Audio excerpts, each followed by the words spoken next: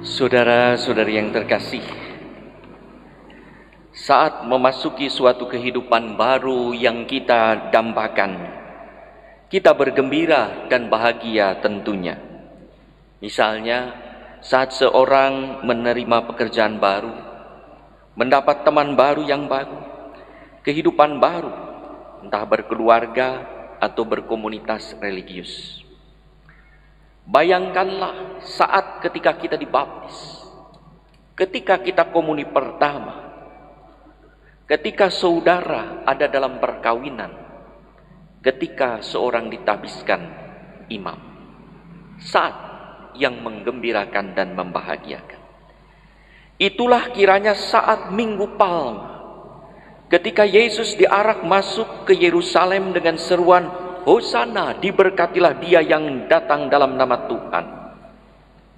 Hidup itu dinamis bagaikan sisi roda, kadang di atas, kadang di bawah, up and down.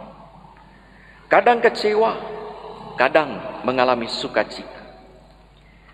Kita pun pernah mengalami kekecewaan, bahkan mungkin tanda petik kematian selagi kita masih hidup. Bagaikan mengalami Jumat Agung tanpa tahu akan ada Minggu Paskah. Keadaan tak ideal, tak sesuai dengan apa yang kita inginkan dan bayangkan sebelumnya. Tak seperti apa yang kita mimpikan dari kehidupan baru yang pernah kita dambakan. Kehidupan iman, kehidupan dalam berkeluarga, kehidupan dalam menggereja bisa membuat kita bagaikan mengalami dihujat dan dipersalahkan, atau menghujat dan menyalahkan diri. Enyahlah aku, matilah aku. Apakah kita masih mau tetap berada dalam Jumat Agung, atau membiarkan sahabat dan kerabat kita tetap berada dalam Jumat Agung? Saudara-saudari yang terkasih, pernah dalam suatu perjalanan ke Roma, di suatu airport di Eropa, di imigrasi, saya bertemu dengan seorang tanpa kaki, tanpa tangan. Rupanya terkenal, saya tidak tahu dia, karena banyak orang minta foto sama dia, termasuk petugas di sana juga minta foto. Saya penasaran siapakah orang itu, lalu saya cari di internet. Ternyata namanya adalah Nicholas James Vujicic atau Nick, yang lahir 4 Desember 1982. Sebagai tunadaksa tanpa tangan dan kaki. Saat makin besar dan ia menyadari dirinya tanpa tangan dan kaki, ia telah mengalami kematian hingga ia pernah ingin bunuh diri. Tapi kasih kedua orang tua mengubah hidupnya hingga ia menyadari hidup itu anugerah. Dan ternyata Tuhan itu sangat baik. Akhirnya ia menjadi seorang motivator, kini menjadi motivator kelas dunia yang membangkitkan banyak semangat kaum muda untuk hidup selagi hidup, dengan mensyukuri dan mengembangkan bakat yang dimilikinya, bukan mengeluh, terpaku pada situasi yang mengecewakan, tak sesuai dengan harapan. Ia kini telah menikah dan mempunyai anak. Ia selalu tampil ceria dan melakukan banyak hobi, tanpa tangan, tanpa kaki, berenang, berselancar, bahkan bermain golf. Kekurangan fisik tidak menjadi penghalang dalam meraih segala mimpi-mimpinya. Orang tuanya berhasil menggulingkan batu penghalang menuju masa depan yang ceria. Saudara-saudari yang terkasih, pengalaman Jumat Agung membuat para murid kecewa dan putus asa. Kecewa karena harapan menjadi orang berhasil sebagai murid Yesus yang melakukan banyak mujizat, bahkan pada Minggu Palma diarak sebagai raja, hingga mungkin siapa tahu menikmati kecipratan kemuliaan sang guru, ternyata justru malah menghantar pada tubir kegagalan, kesalahan, mengkhianati, menyangkal, dan meninggalkan Yesus. Sementara mereka takut dan menjadi pengecut dan serasa mati selagi hidup, yang masih dikuasai pengalaman Jumat Agung, para wanita keluar menghadapi Jumat Agung dan justru ingin menggulingkan batu penutup kubur yang menyebabkan Jumat Agung tetaplah Jumat Agung.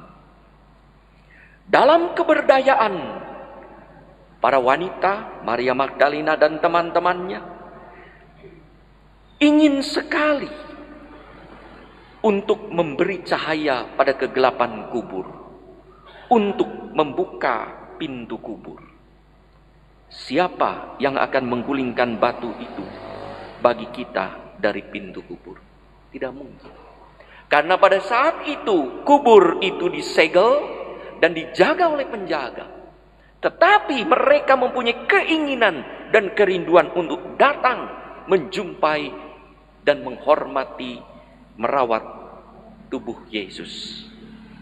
Dalam ketidakberdayaan ada kasih pada Tuhan. Ternyata dalam ketidakberdayaan, ketika kita ingin ada kasih kekuatan luar biasa, Allah membuka, menggulingkan batu kubur tersebut. Batu itu menjadi penghalang pada Paskah. Batu digulingkan dan Paskah pun terjadi. Markus menceritakan dengan bagus, pagi-pagi benar. Jam berapa pagi-pagi benar? Jam 3 pagi. Jam 4 pagi. Pagi-pagi benar sesudah matahari pergi. Belum terbit matahari. Menunjukkan pagi-pagi benar Yesus sang matahari sudah terbit.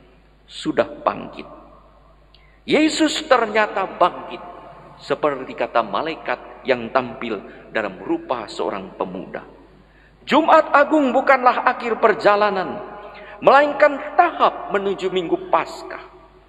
Paulus di dalam bacaan kepada umat di Roma, hari ini kita dengar, menyadarkan kita bahwa lewat pembaptisan kita dikuburkan dalam kematiannya pada Jumat Agung, agar kita dibangkitkan bersama dengan Kristus pada Minggu Paskah hingga kita mengalami kehidupan yang baru, yang penuh iman, harapan, dan kasih.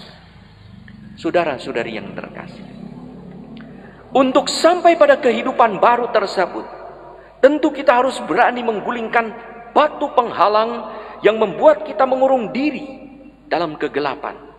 Mungkin kita kecewa dan putus asa.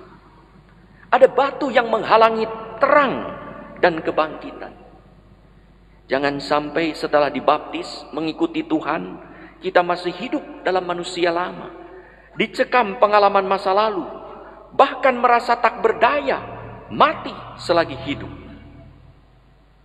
Kita pernah mengalami kekecewaan. Entah karena orang yang kita harapkan tak sesuai dengan keinginan. Anak-anak, kita bercita-cita, tapi cita-cita mungkin kandas. Kita mengharapkan suami begini, istri begini, tetapi mungkin di luar dugaan. Imam berharap umat seperti ini, umat berharap imam seperti itu. Sahabat dan kerabat, kita berharap seperti itu. Atau kita menghadapi situasi yang kita mimpikan tetapi tak terwujud. Mengalami hidup sulit, pahit, dan sakit. Orang yang kita kasihi, yang kita doakan terus-menerus untuk sembuh, ternyata meninggal dunia juga. Orang yang kita dukung dan kita topang, kita bantu untuk berhasil, ternyata jatuh lagi dan gagal lagi. Itulah kegelapan Jumat Agung setelah mimpi Minggu Palma. Saudara-saudari yang terkasih, marilah kita berani keluar, menengok sisi gelap kita, bukan untuk tetap tinggal dalam kegelapan itu, pengalaman Jumat Agung kita, tetapi untuk pergi, meninggalkan menuju Paskah.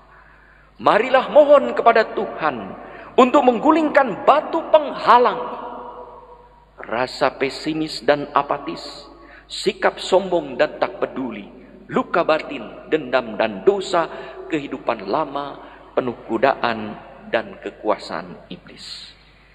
Saat batu penghalang terguling, cahaya menerangi kegelapan, Yesus sendiri masuk dalam kehidupan kita.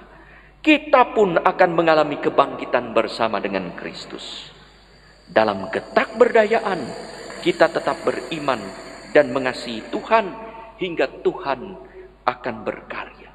Mari kita mohon Tuhan, gulingkanlah batu penghalang menuju Paskah kita. Sekiranya kita diberi dan diutus oleh Tuhan tenaga untuk membantu sahabat dan kerabat kita untuk menggulingkan batu penghalangnya menuju Paskah, mari kita gulingkan bersama-sama sehingga kita sungguh dapat berkata, Haleluya, Kristus jaya, Kristus bangkit. Selamat Paskah, Tuhan memberkati.